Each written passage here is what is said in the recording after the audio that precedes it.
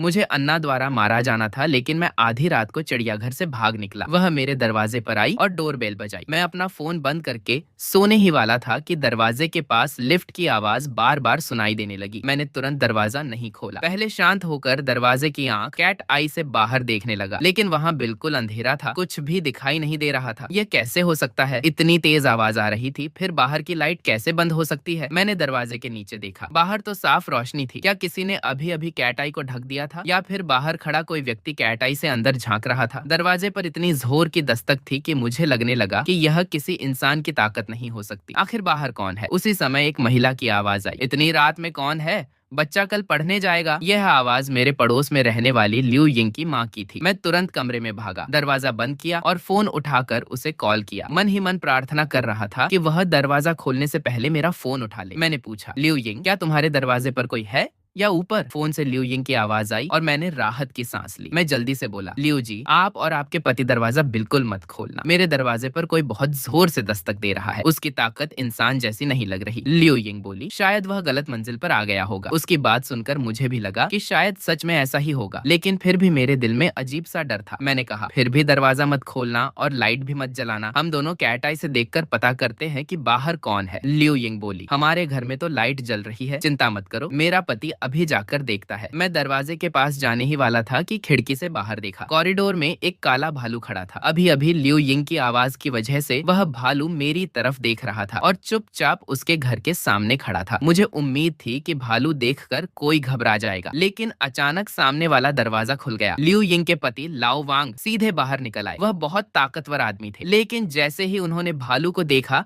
वह चिल्लाने लगे। मैंने फोन पर चिल्लाकर कहा, लियू यिंग, दरवाजे पर भालू है, बाहर मत निकलना, जल्दी से कमरे का दरवाजा बंद करो। फोन से और दरवाजे से एक साथ लाओ। वांग की दर्द भरी चीख सुनाई दी। उसके बाद लियू यिंग ने फोन नहीं उठाया। मैंने फिर कैट आई से देखा। सामने वाले घर का दरवाजा खुला था। पूरा लिविंग रूम खून से भीगा हुआ था। लाओ वांग जमीन पर पड़े थे और भालू उनके शरीर का आधा हिस्सा खा चुका था। अचानक भालू खड़ा हुआ, मुड़ा और सीधे मेरी तरफ देखने लगा। डर के मारे मैं तुरंत कमरे में भाग गया। मैं फोन पर चिल्लाया, लियू यिंग, क्या तुम ठीक हो? जल्दी से कमरे का दरवाजा बंद कर लो और न्यू न्यू को भी कमरे से बाहर मत आने देना। लियू यिंग ने कांपती आवाज में कहा, धन्यवाद धन्यवाद। वह बहुत डरी हुई थी। मेरी आवाज भी डर से कांप रही थी। मैंने अपनी जिंदगी में पहली बार ऐसा दृश्य देखा था। लियू यिंग ने बताया कि वह और उसकी बेटी न्यू न्यू ठीक है। उन्होंने कमरे का दरवाजा बंद कर लिया है और मास्टर बेडरूम के पास वाली बालकनी में छिप गई है। वह बोली, क्या यह काला भालू पास के वाइल्ड लाइफ पार्क से भागकर आया है? नहीं तो यहाँ भालू कैसे आ सकता है? मुझे याद आया कि पास में सच में एक वाइल्ड लाइफ पार्क है। कुछ दिन पहले खबर आई थी कि वहाँ एक काले भालू ने एक पर्यटक को मार दिया था। अब सबसे जरूरी काम था पुलिस को बुलाना। मैंने तुरंत 110 पर कॉल किया। स्थिति समझने के बाद पुलिस ने कहा कि अभी स्टेशन में लोग कम है, उन्हें यहाँ पहुँचने में लगभग 20 मिनट लगेंगे। मैंने राहत की सांस ली। सिर्फ 20 मिनट। अगर लियू यिंग और उसकी बेटी दरवाजा बंद करके रहे तो शायद वे सुरक्षित रह जाएंगी। मैंने यह खबर लियू